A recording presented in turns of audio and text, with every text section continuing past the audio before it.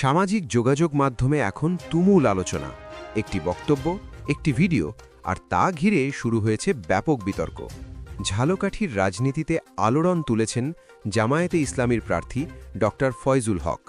বিড়ি খাওয়া থেকে শুরু করে উঠান বৈঠকের গল্প, সবকিছু মিলিয়ে ভাইরাল সেই বক্তব্য নিয়ে চলছে সমালোচনার ঝড়।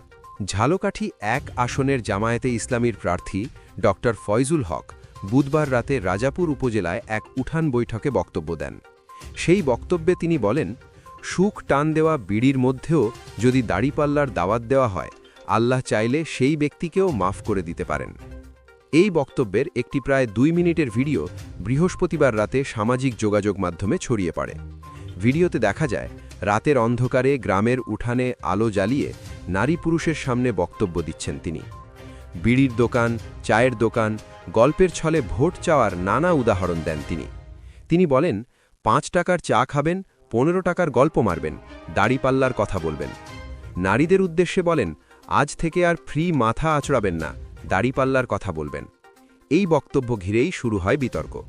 অনেকে একে ধর্মীয় অনুভূতির সঙ্গে রাজনীতির মিশ্রণ বলে সমালোচনা করেন।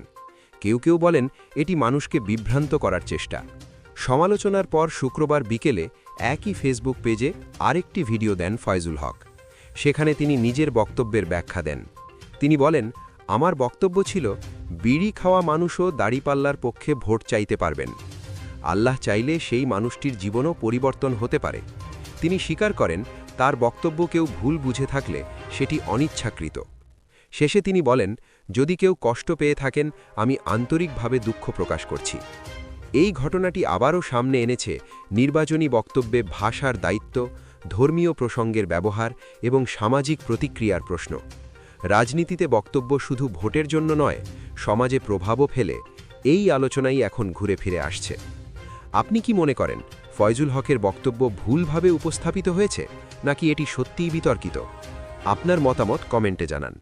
ভিডিওটি ভালো লাগলে লাইক দিন, শেয়ার করুন এবং এমন গুরুত্বপূর্ণ রাজনৈতিক খবর পেতে আমাদের চ্যানেলটি সাবস্ক্রাইব করতে ভুলবেন না।